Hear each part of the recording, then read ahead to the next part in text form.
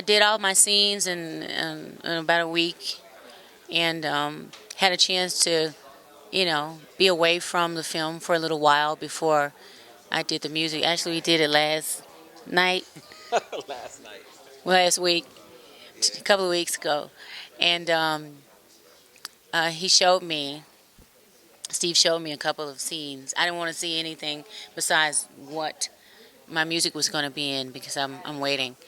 And the score, who's the score by?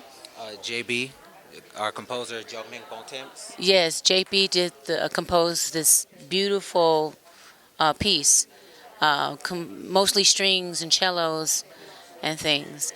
And to me, it's difficult to write over a score, because I don't, it's sometimes hard to follow measure wise, and then it changes keys, within a few measures. So, but it was purely emotional, the way I approached it. They came up with some words for it, and I arranged them, and I don't know, just help them pull it all together. I wanted to really make sure that Caple's vision was, personified in that piece. So, and they liked it.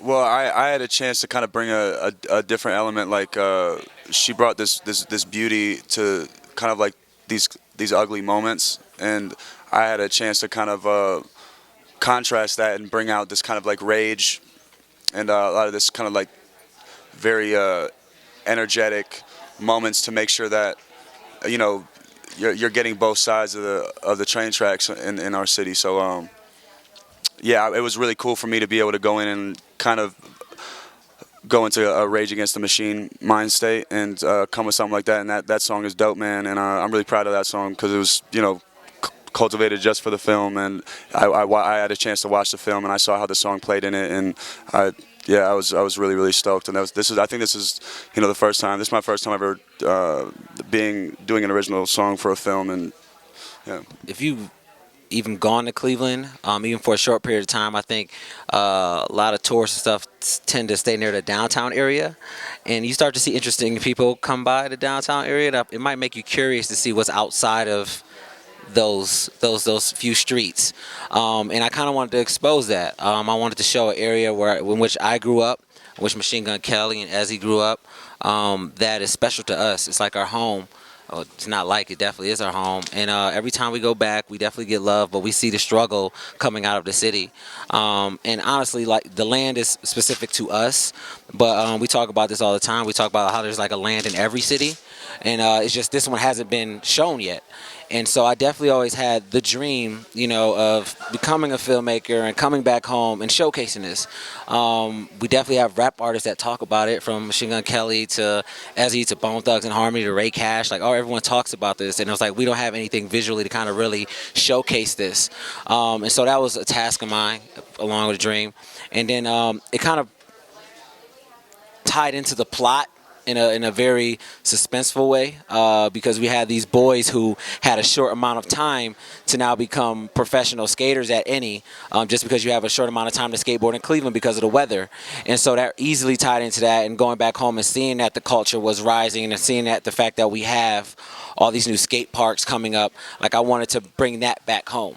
And then going into the skateboarding world, I wanted to showcase it a little differently. It's a lot of slow motion shots in there. It's very ethereal, and I kind of wanted people to appreciate skateboarding for its poetry, and that's kind of what I did with the city and the skateboarding aspect and everything else. It's just like that when you see the film, it's not the typical like gritty handheld shot on film, camera doing this, kind of film. Is like, oh, this is beautiful, but yeah, at the same time, it's daunting. You know what I mean? And we played that with the score, the music, the visuals, the skateboarding, and the performances, and it all tied into what I felt represented Cleveland, Ohio. Yeah, well, Machine Gun Kelly was easy. It was just the fact that he was from the hometown. He knew what it meant already. I know we keep elaborating on this, but he just understood it. And it was like, if I was going to do a film, it would have felt wrong not to have that element in it. And so Machine Gun Kelly, we met at a coffee shop downtown. Originally, actually, I didn't come to him for music. I came to him to be an actor, straight up actor. And the music just came about. You know, it was just like, here it goes. And it was just natural. We clicked, and he provided us with his acting skills. And on top of that, he came in musically. And then with I met Nas before I met Erykah, and I met Nas. I was at the time his Illmatic documentary, and he came out and he performed, said what's up to him, and then we end up meeting. We had a sit down like this in Beverly Hills. Wasn't talking about the movie. I was still looking for financing, but he saw my short films and actually became a fan of that, and we just talked it out, and we kept talking throughout the course of while I'm searching for money for the movie.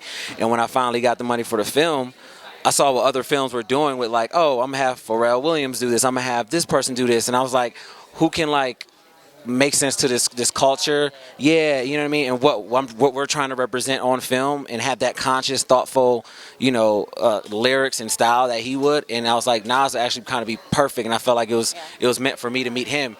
And then when I asked him, he was like, what he said. He said it was it's already done. You know what I mean? He was just like, I'm already there, and I was like, oh, that's crazy. And so while we were shooting, he was prepping to already start to do the soundtrack and stuff like that. And then I met Erykah, and Erykah, just as an actress, I wanted her to play specifically turquoise for this role. I was pinpointing out from the jump. It was kind of in a way written for her. And then when we, I don't know, she was on set, and she was like, Steven, I would love to do music too. I wouldn't mind if you need something. And I was like, what? And that was just like an addition. I was like, no way. I was like, Erykah Badu's down to do music for the film. And as we were finishing out the film, she was really busy with dropping her mixtape, doing hosting shows, but she was still there and was like, anything you need, just holler. And told Nas that, and then me and Nas sat down, and we continued to go through the movie and skim through it. And he was like, he was actually had the idea for the Bone Thugs version. Remember when he is a remix, he was like, man, we need Bone Thugs in here. We need, what's Stully? Stolly, we needed Stolly. He was like, we needed him in here. We need Eldo. Like, he was like very like saw the big picture, and it was just great to have that, because I was like, this is amazing. You know what I mean? Like, he was navigating this thing, and he was calling in favors to anybody he needed to, so we wouldn't have to, like, same thing you were doing, where it's like we wouldn't have to fight hard for like these rights, because he wanted the style of the film to really maintain what I saw as a vision, and it was a great collaboration. Yeah, I started in theater, age 4. I majored in theater in high school.